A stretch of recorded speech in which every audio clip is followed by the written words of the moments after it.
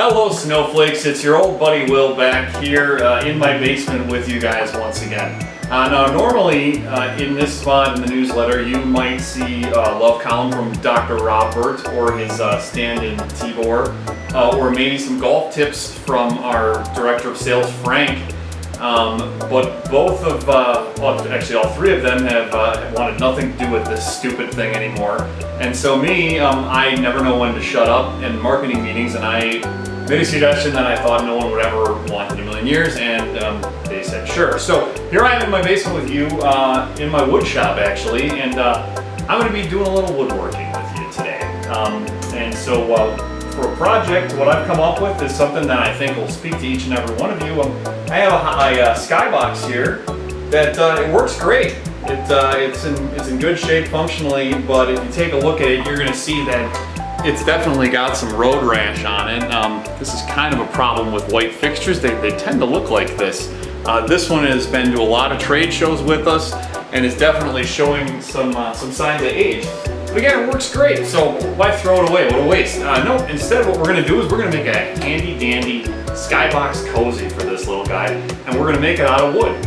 So stick around. I'm happy that you're with me, and I hope we have some fun. So for this project, I'm covering this SkyBox, and you know, lighting is really dramatic, and I think that it would be appropriate to use some more dramatic wood to cover this thing. So rather than using like pine or maple or whatever, which is just fine for a lot of things, I'm going to go with something a little bit more dramatic, and I've got this zebra wood, which is very, very cool stuff, and then I've got this quarter sawn sycamore here, which, as you can see, has this really neat pattern to it, and I think it's going to make a really, really cool box. So I picked out the wood here, and then the next thing that I'm going to want to do is draw a quick design.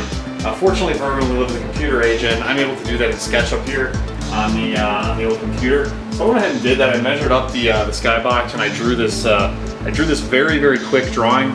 Normally, to be honest with you, I could spend a lot more time doing this.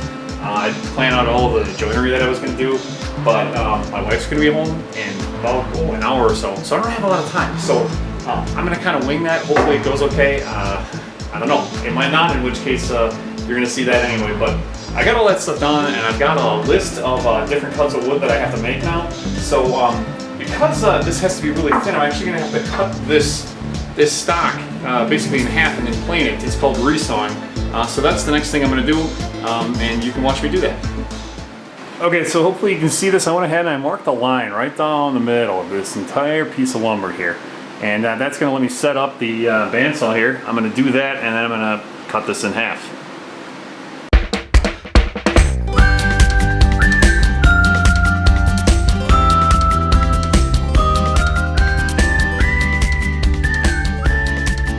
Ta-da! 2 pieces from one.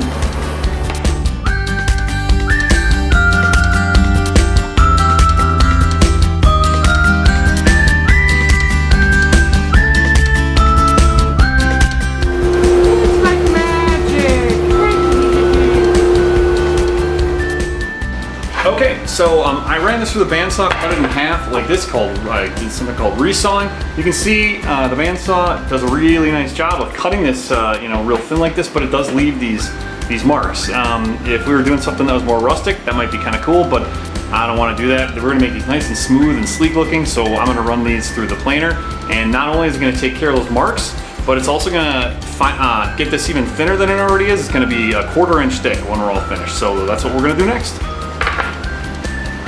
So real quick there, this stock is really thin, so what I did is I took some carpet tape that I borrowed from a trade show last year, and I stuck it to this piece of plywood, so that way I can run it through the planer. Otherwise, if you get this down this low, planers start doing weird stuff. That and mine has a stop at just above a 1/4 inch, so I wouldn't even be able to get it thin enough, but this works really well, so let's try it out.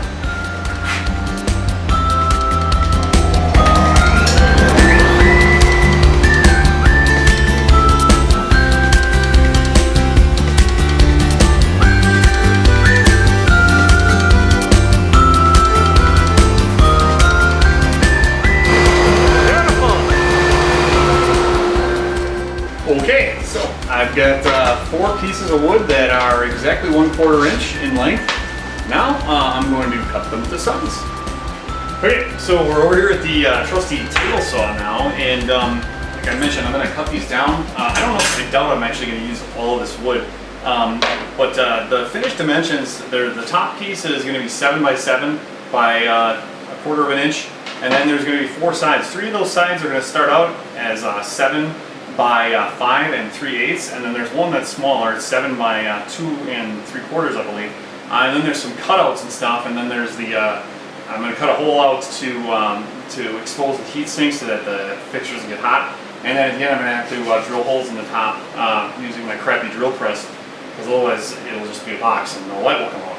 But I'm going to miter the top, and so what I'm going to do is I'm going to cut this first piece. I'm going to use this sycamore for the top, but I'm going to cut it bigger because it'll just make it easier to miter. So that's what I'm going to do. I'm going to do that first. So watch, and here we go.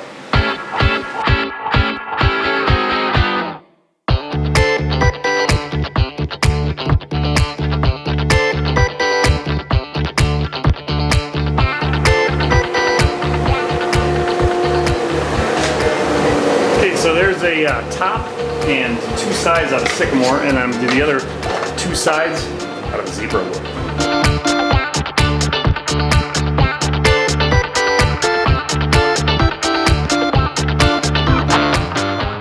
And there we go.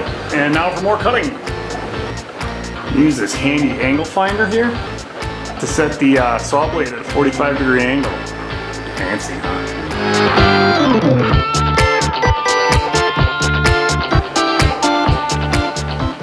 Perfect! Get your hands away from the blade.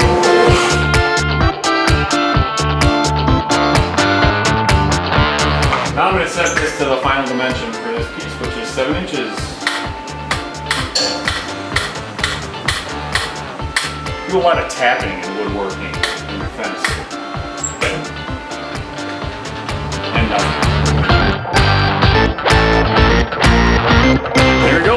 There's the top. It's got 4 nice crisp miters on it. So the next thing I got to do here is I have to notch these 2 side panels out that are out of this zebra wood because the SkyBox goes in on the sides. So I'm just going to use this other piece that I cut that I know is the right size as a template. I'm just going to draw a line in, it's 1.5 inches, and then down the rest of the way, and then I'm going to cut this out on the bandsaw. I'm going to do the same thing on both sides. Lest that leads you astray, they're actually mirror images of themselves. You wouldn't want to cut them the same on both sides, otherwise you'd have one piece that would be useless, pretty much like this entire video. So I'm marking the spots on the sides where the bracket cutouts are going to be, and I also marked the spot here where I'm going to cut out for the heatsink holes here, and then I still have to mark the top for where all of the lenses are going to go. So that's what I'm doing now. So you may notice I've changed and taken a shower. It is the next day. I ran out of time last night, so I picked it up again this morning. And I'm about to do every boy's favorite thing. I'm going to drill some holes for the lens cutouts on this really crappy drill press, which reminds me, if there are any drill press manufacturers out there who like LED lighting, give me a call. Also, I'm sure that Frank would appreciate some golf equipment, and Dr. Robert maybe something for his motorcycles or cars, or I don't know, Tibor maybe just wants a yak. Anyway, I'm going to drill these holes, and then I also have to drill some holes for the brackets and for the heatsink. So we'll do that. We'll be back.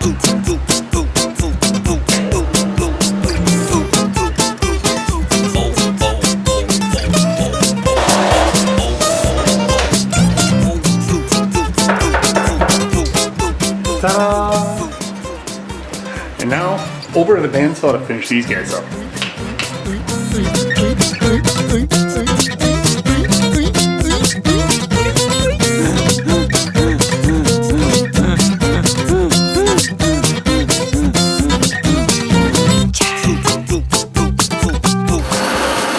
Number 2. Okay, now I'm over here at the scroll saw. This is actually the piece of equipment in my shop that I use the least, but I have made a commitment to learning and using it more. So what this is going to enable me to do is you can take this blade out and fish it through these holes here, and I can cut out this captive hole for the heat sink on the side, so that the fixture will be able to breathe. So hopefully I don't screw this up.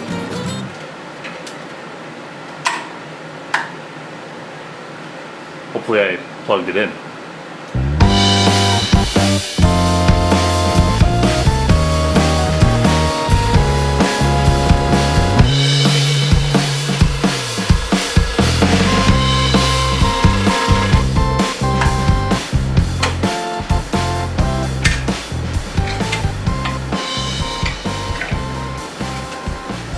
So there we go. Pretty good, darn good, and a little bit of sanding, I think it'll be just perfect. So I've got all of the little notches cut in the pieces here for the brackets and for the heatsink. And then now the last cutting related step at least is to make the joinery to put these pieces together. I've got these miter cuts on top, but I'm gonna use what's called a box joint on the sides to make it look a little cooler and make these things really fit together well. And for that, I've got this handy tool here, which I absolutely love. It's called SkyBox. It's made by a company called Incra. 3-plug, and it goes right on the table saw here. And that combined with this special blade here called a stacked dado blade, which you can build up to make wider or thinner, is going to allow me to make these really neat, fancy joints that are going to join the box together. So I'm going to do that now.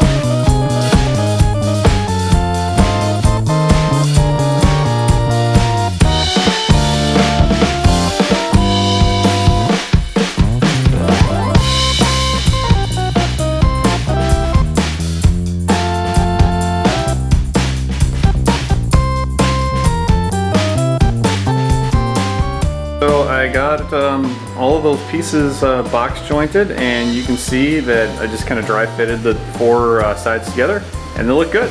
So I'm gonna just test fit them with the light, and then I'm gonna get them all glued up, and we'll sand them and make them look all pretty.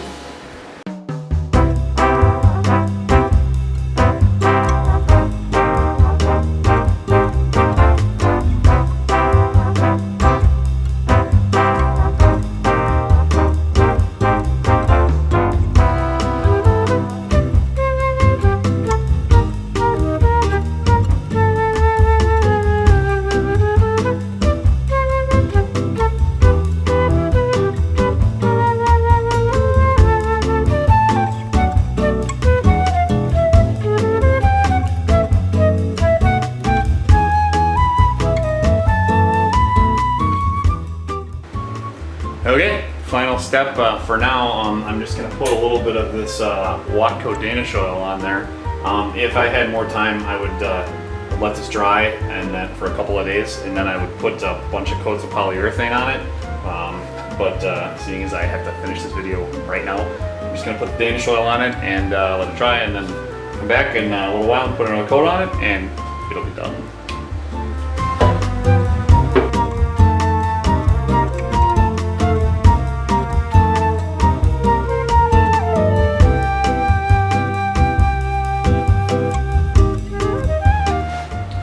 A little bit of wax.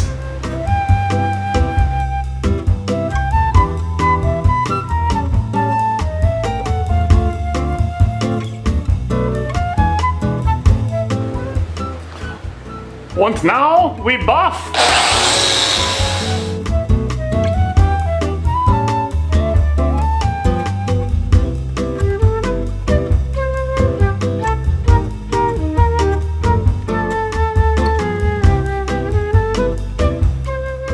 Well, you can see that there? You know, if I would have been able to put poly on this, it would be really, really glossy and really shiny.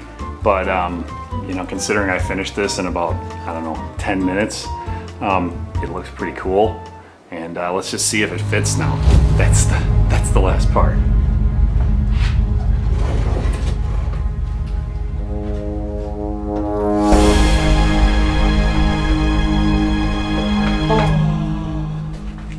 Like a glove. So there you go. There's the world's first ever wood box. Thanks for watching, guys. See you soon.